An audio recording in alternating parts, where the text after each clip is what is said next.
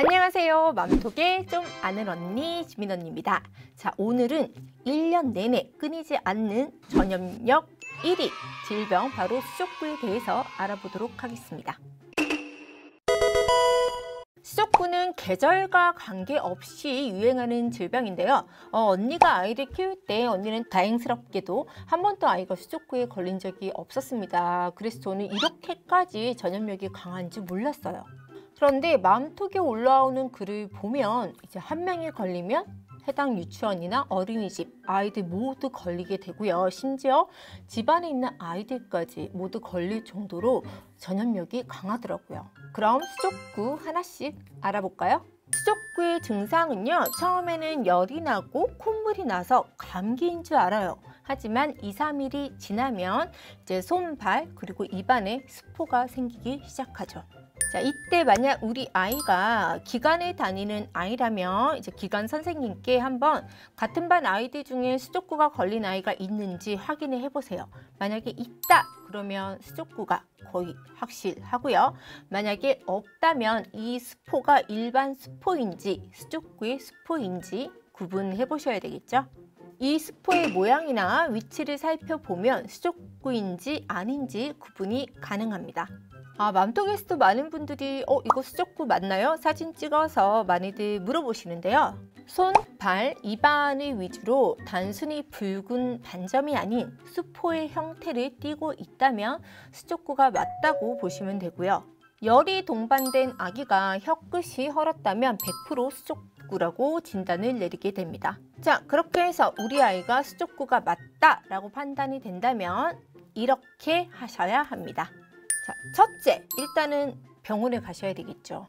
자, 그리고 둘째, 스포는 한 열흘 정도가 지나면 자연스럽게 없어지니까 절대 터뜨리거나 건드리지 마세요. 자, 그리고 셋째, 어린이집이나 유치원 같은 단체 생활은 스포가 다 사라질 때까지 보내지 않습니다. 수족구는 발병한 지 일주일 이내가 전염력이 가장 강하거든요. 따라서 그 기간 동안은 집에서 활동을 하셔야 하고요. 자, 넷째, 집에 있는 수건이나 식기는 분리해서 사용하시고 다른 자녀에게 옮기지 않도록 주의하셔야 합니다. 자, 그리고 다섯째, 너무 답답해서 밖에 나가는 건 괜찮지만 키즈 카페나 놀이터 같은 곳은 가지 않는 것이 다른 아이들을 위한 배려겠죠. 자, 그리고 여섯째, 수족구도 합병증이 있다는 사실 아시나요? 아이들이 이 합병증에 걸리지 않게 골든타임을 이제 놓치지 않도록 잘 주의 깊게 살펴보셔야 하는데요. 자, 수족구 합병증 주의사항입니다. 38도 이상의 열이 48시간 이상 지속되거나 39도 이상의 고열이 있는 경우, 구토, 무기력증, 호흡 곤란, 경련 등의 증상을 보이는 경우, 팔다리에 힘이 없거나 걸을 때 비틀거리는 등의 증상을 보이는 경우에는 뇌수막염 같은 심각한 합병증의 가능성이 있으므로 아무리 병원에 가기 싫어도 꼭 병원에 가셔야 합니다. 자, 그리고 아이가 아프면 먹는 양이 줄어들기 마련인데 수족구는 입안에 스포가 생기기 때문에 아이가 더 먹지 않으려고 하죠. 수족구에 걸린 아이 이렇게 먹이셔야 합니다. 자, 첫째, 입안에 스포가 많으면 아프겠죠. 이럴 때는 부드러운 죽이나 분유를 숟가락으로 떠서 먹여주세요. 자, 둘째, 죽이나 분유 이런 음식들은 식혀서 먹이시는 것이 좋습니다. 자, 그리고 셋째, 시원하고 부드러운 아이스크림이나 요거트, 우유 같은 것은 괜찮은데요. 이제 산 성분이 많은 과일 같은 것은 피해 주시는 것이 좋습니다. 자, 넷째, 수분 섭취를 잘 해주시는 것이 좋아요.